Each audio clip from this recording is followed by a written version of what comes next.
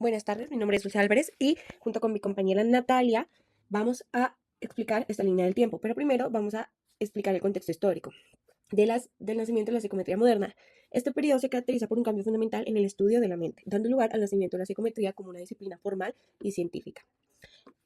A principios del siglo XX, la psicología busca establecerse como una ciencia rigurosa y el interés se desplaza de la mera descripción de los fenómenos psíquicos a la cuantificación de las experiencias individuales en habilidades, aptitudes y rasgos de la personalidad.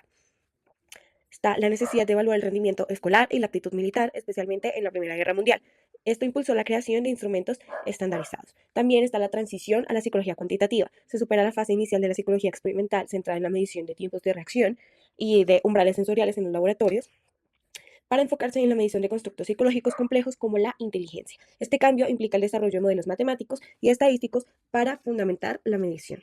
Hay una clara influencia de la estadística, particularmente en el desarrollo de la correlación introducidos por Galton y Pearson en el siglo XIX, y la nueva técnica de análisis factorial se convierten en el lenguaje y la herramienta esencial de la psicometría. Y esto permite analizar la estructura interna de los test y evaluar su fiabilidad y su validez. Todo esto es un pequeño resumen del contexto histórico de lo que estaba pasando en esa época. Ahora, en 1904, Charles Spearman aportó con la teoría bifactorial de la inteligencia, hablando de un factor general o factor G. Este factor G es responsable del rendimiento global en las tareas cognitivas y factores específicos. Estos factores específicos se conocen como el factor S o el factor especial, únicos para cada tarea. Introduce el concepto de fiabilidad como correlación entre dos formas paralelas de un test y desarrolla el análisis factorial como método para descubrir la estructura subyacente de la inteligencia. En 1905, Alfred Binet y Theodore Simon crean el primer test de inteligencia práctico. Crean una escala métrica de la inteligencia para identificar a niños en el sistema escolar francés que necesitaban educación especial. Esto con el fin de nivelarlos con aquellos que sí tenían todas sus habilidades cognitivas bien. Su aporte clave fue la introducción del concepto de la edad mental, una medida del nivel de desarrollo intelectual. Pero cabe enfatizar que Alfred Binet y Theodore Simon no querían que este concepto de edad mental etiquetara a los niños para que algunos se sintieran mejor que otros y, bueno, hubiese como esa separación de los más inteligentes como con los menos inteligentes. En 1916 surge una variación de la escala de Alfred Binet y Theodore Simon, conocida como la Stanford-Binet. Adapta la escala de Binet para su uso en los Estados Unidos, creando la versión Stanford-Binet. Populariza el uso del cociente de inteligencia, o CI, calculado como la razón entre la edad mental y la edad cronológica, utilizando la fórmula de la edad mental dividido por la edad cronológica multiplicado por 100. Y esto es lo que nos da como un coeficiente intelectual o cociente intelectual. En 1930, Louis Thornstone aporta con su análisis factorial múltiple. Se opone a la idea de un único factor G o factor general y utiliza un análisis factorial más avanzado, conocido como rotación, para demostrar que la inteligencia se organiza en varias dimensiones independientes, a las que llamó habilidades mentales primarias, como la comprensión verbal, la fluidez verbal, la habilidad numérica, que esto incluye geometría aritmética, y bueno, estas habilidades. En 1940, Raymond Cattell propone su teoría de la inteligencia fluida y cristalizada. Y esta es una distinción fundamental dentro del factor G, ya que la inteligencia fluida es la habilidad para resolver problemas nuevos y razonar sin depender del conocimiento previo. Por otro lado, la inteligencia cristalizada es un conocimiento adquirido, habilidades y experiencias acumuladas. Y esto depende mucho de la educación y de la cultura. Esta sería la primera parte de la línea del tiempo del estudio de la psicometría. Hola, hola, ¿qué tal? Mi nombre es Natalia Ramírez y hoy aprenderemos un poco más sobre el contexto histórico y el nacimiento de la psicometría moderna. Partimos del año 1950 en el cual se expande la teoría clásica de los test TCC. Se impulsan estudios psicométricos en el ámbito educativo y militar. En el año 1960-1970 ocurre el nacimiento de las teorías de respuesta al intent tree, que quiere decir que permite crear pruebas más precisas, adaptativas y basadas en la probabilidad de respuesta. Del año 1970 a 1980 se perciben modelos computacionales y medición moderna, que quiere decir que hay una mayor disponibilidad de computadores y a su vez impulsa el análisis factorial y los modelos logísticos. Se introducen también los test adaptativos computarizados CAD en centros de investigación. Pasamos entonces al año 1986, en el cual aparece el test adaptativo computarizado aplicado oficialmente. Marca el paso a evoluciones digitalizadas, personalizadas y eficientes. En el año 1988, modelos multidimensionales permiten medir varios rasgos latentes simultáneamente. En el año 1982, el software especializado avanza significativamente. La psicometría computacional se vuelve accesible a las universidades. En el año 1992, Paul publica Handbook of Psychological Testing, sistematizando el campo psicométrico. Es importante tener en cuenta que esos son avances a nivel general, pero especialmente en Colombia en el año 1994 ocurre la Ley General de Educación, donde se impulsan mediciones masivas en competencias básicas, fortaleciendo la psicometría educativa. Pasamos entonces también al año 1995, donde las pruebas internacionales masivas impulsan estándares globales de la calidad psicométrica. Introducen el uso obligatorio de la TRI en evaluaciones comparativas. En el año 1997, establecen criterios modernos de validez, confiabilidad y ética. En el año 1998 se diseña la primera generación de test adaptativos computarizados oficiales como el ASVAR y el CAT. En Colombia, del año 1980 al año 2000, institucionalización de la psicometría ocurre, especialmente, por ejemplo, en el IFEX. ¿Qué quiere decir? Que ellos fortalecen la aplicación de las pruebas psicométricas a nivel educativo. También se consolida la evaluación masiva con estudios técnicos más robustos.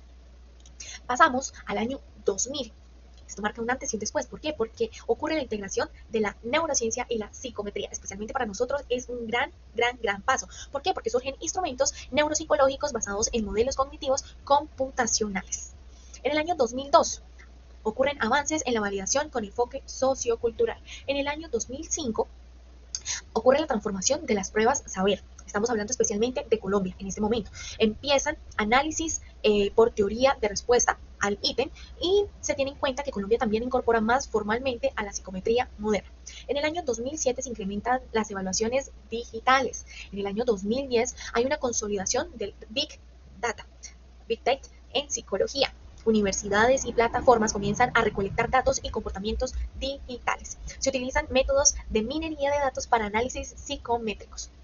En el año 2015 surgen modelos híbridos que son aplicados a predicción de rasgos psicológicos. En el año 2017 se aplican redes neuronales, como cuáles: un análisis semántico de textos, evaluación automática de escritura y reconocimiento de patrones cognitivos. Llegamos al año 2020, evaluaciones completamente digitales. Todo esto se llevó a cabo debido a la pandemia, donde podíamos percibir pruebas online, eh, vigilancia remota, para poder garantizar el correcto y el aprendizaje honesto de cada alumno. Es importante tener en cuenta que el año 2018 al 2020, psicometría digital en Colombia. Se empieza a percibir el IFEX. ¿Por qué? Porque empieza a introducir pruebas online simultáneas, informes psicométricos avanzados y estudios de población y equidad. Universidades usan plataformas para la medición psicológica digital. Y vamos a finalizar con lo más actual, en el año 2020 al año 2023, la IA generativa en psicometría. Sistemas con Git permiten generación automática de ítems, eh, evaluaciones semánticas de escritura, análisis de perfiles cognitivos en tiempo real, retroalimentación inteligente. Del año 2024 al año 2025, la psicometría computacional y ética algorítmica empieza a desarrollar normativas éticas para la IA en evaluación psicológica. Surgen pruebas vivas capaces de generar ítems y adaptarse durante la aplicación. Los tests son cada vez más interactivos, multimodales y basados en datos masivos. Es importante tener en cuenta que todo este avance y toda la evolución de la psicometría es una herramienta indispensable para nosotros, futuros psicólogos, poder desempeñarnos de la mejor manera utilizando todo este avance. Ha sido un gran aprendizaje. Gracias por todo. Ok, ahora las preguntas. La primera pregunta es, ¿cuál es la relevancia de los desarrollos en la estadística como disciplina del conocimiento para el desarrollo de la psicometría?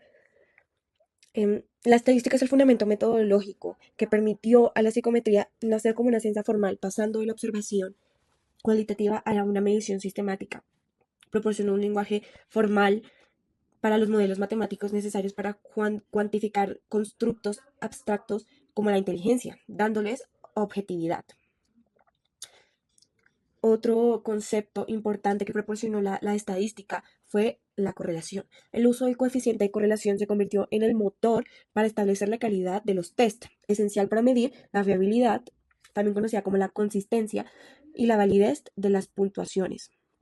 También, algo muy importante, de la estadística es que proporcionó un análisis estructural, permitió el desarrollo del análisis factorial, una técnica clave para descubrir y probar la estructura interna de los rasgos psicológicos, es decir, cuántos factores componen un constructo, como en el caso de la inteligencia, del debate de si existía un solo factor G o si había mucho más, si es multifactorial. Todo esto surge a raíz de la influencia de la estadística para el desarrollo de la psicometría. Ahora, la segunda pregunta, que es, explique la importancia del trabajo de Charles Spearman y su impacto para el desarrollo de la teoría clásica de los tests. El trabajo de Charles Spearman en 1904 estableció la base teórica y matemática de la teoría clásica de los tests, o TCT, girando en torno a la separación del error y de lo verdadero. Su modelo TC fundamental hizo un aporte axial en el fundamento central de la teoría clásica de los tests, proporcionando la fórmula de X es igual a V más E, donde la puntuación observada, X, es la suma de la puntuación verdadera, V, más el error de la medición E. Este modelo definió el objetivo de la teoría clásica de los tests al estimar lo verdadero y minimizar el error de la medición. Esto hizo la conceptualización de la fiabilidad, ya que Spearman fue el primero en formular la fiabilidad de manera matemática, definiéndola como la proporción de variancia verdadera en la puntuación total. Esto fijó estándares para evaluar la consistencia de los instrumentos. Otro aporte importante de Charles Spearman fue el análisis factorial, su teoría del análisis factorial, ya que inventó esta técnica para validar su teoría bifactorial de la inteligencia del factor G y el factor S. Este método no solo impactó la teoría de la inteligencia, sino que se convirtió en la herramienta estadística esencial para la validación de los constructos en toda la psicometría. Muchas gracias. Situación actual de la psicometría en la era del Big Data y de las inteligencias artificiales. Hoy en la psicometría se atraviesa una transformación profunda. Este es el inicio de una nueva era, en el cual deja de basarse únicamente en las pruebas estadísticas y ahora se apoya en el Big Data e inteligencia artificial para analizar miles de datos en segundos, detectar patrones invisibles para el ser humano y generar evaluaciones más precisas y adaptativas. Sin embargo, este avance exige un compromiso ético mayor, protege la privacidad, evita sesgos algorítmicos y garantiza que la tecnología se convierta en una herramienta que contribuya de manera positiva a la ejecución de diferentes actividades, especialmente en nosotros, futuros psicólogos, ya que nos permitirá aprovecharla de una forma estratégica que pueda llegar a ser productiva y también constructiva en nuestro paciente, pero que esto a su vez no lo veamos como una amenaza ni como un reemplazo al juicio que como profesionales debemos ejecutar. Es importante tener en cuenta que en esta era digital la psicometría no se desaparece, al contrario, se vuelve más necesaria para guiar y validar y hacer responsable el uso de la IA en la evaluación humana.